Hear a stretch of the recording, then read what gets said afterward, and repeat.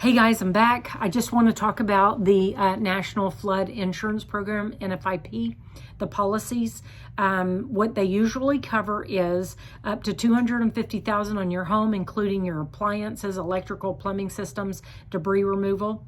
They can also cover up to $100,000 of your personal property, like clothes, TVs, furniture, but they're called contents or personal property, but it only handles that on an actual cash value.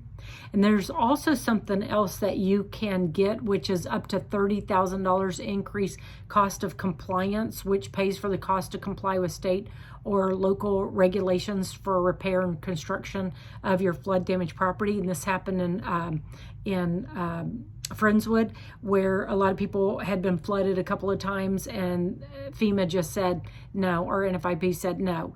We're going to give you up to $30,000 to raise your house. You now have to raise your house. And then I believe that there's also some other grants out there that you can get, because I don't think $30,000 is going to raise a house that's on foundation. It's probably going to cost more, but I'm pretty sure that there are other grants that can supplement that.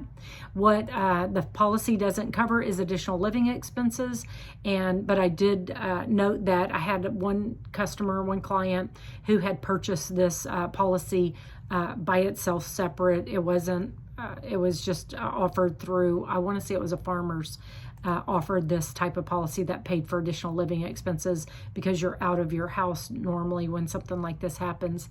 And also, NFIP flood policies have a 30-day waiting period before coverage takes effect. So don't think that you're going to purchase it when there's a hurricane sitting out in the Gulf. So they do that on purpose, because if you're like, oh, hell, this is a category 4 or 5 coming, I'm probably going to get flooded. You run out and get it. You have to get it in advance of that 30 days, unless, I believe the caveat is, you just purchased that home, not a refinance, but you just purchased a home. You have the ability to purchase that insurance, and that's the only potentially caveat that you have on flood.